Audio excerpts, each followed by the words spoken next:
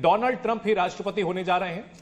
देखिए, रुझान तो साफ दिखा रहे हैं कि ट्रंप के पास लीड है, 205 इलेक्टोरल वोट्स उनके पास है और कमला बहुत पीछे है। इनफैक्ट स्विंग स्टेट्स की अगर बात करें, चूंकि वो बैटल ग्राउंड स्टेट्स होती है, पिछले इलेक्शन में ट्रंप हार गए थे मैक्सिमम स्विंग स्टेट्स, अभी जॉर्जिया में वो आगे है, पेंसिल्वेनिया जहां वो बहुत पीछे थे ट्रंप कमला हैरिस के खिलाफ में, लेकिन अचानक से फ्लिप हो रहा है क्योंकि ट्रंप के फेवर में काफी सारे वोट्स आ गए हैं और पेंसिल्वेनिया जैसी। माफी के साथ आपको रोकना चाहेंगे कि अपडेट इसमें बता दें कि जो 200 और 119 का आंकड़ा था वो अब 205 और 117 में तब्दील हो चुका है फेवर में डोनाल्ड ट्रंप के। आप अपनी बात पूरी करते रहें। तो ये दिखा रहा है कि स्विंग स्टेट्स जहां पे कमला हैरिस को बहुत उम्मीद थी कि वो जीत पाएंगी, वो ज्यादा फेवर में नहीं जा रहे उनके, क्योंकि उसके कारण है कमला हैरिस पिछले 4 साल से पावर में है और जिस तरह से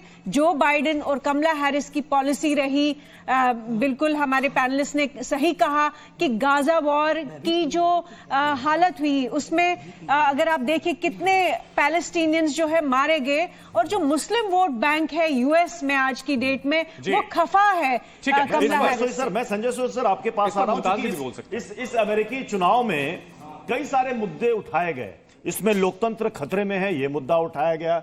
रूस यूक्रेन वॉर कब खत्म होगी? डोनाल्ड ट्रंप ने कहा कि मैं राष्ट्रपति बनूंगा 24 घंटे में मैं खत्म कर दूंगा।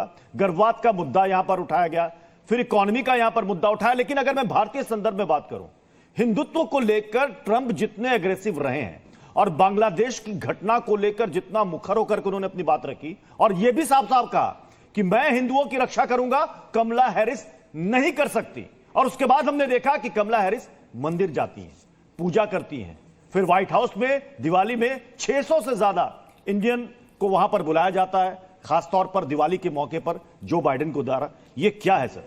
नहीं, बिल्कुल प्रत्युष ऐसा है कि आज की तारीख में जो ये दिखा रहा है कि जो भारतीय जो मूल के लोग वहां पर अमेरिका में है वो कितने इंपॉर्टेंट रोल प्ले कर रहे हैं, क्योंकि एक तो काफ़ी उच्च पोजीशन में है, संख्या भी हर साल बढ़ती जा रही है और ये एक वोट बैंक की राजनीति ही मैं इसको कहना चाहूँगा। और कई बार मुझे देख के ऐसा भी लगता है कि इलेक्शन भारत में हो रहे हैं या अमेरिका में हो रहे हैं।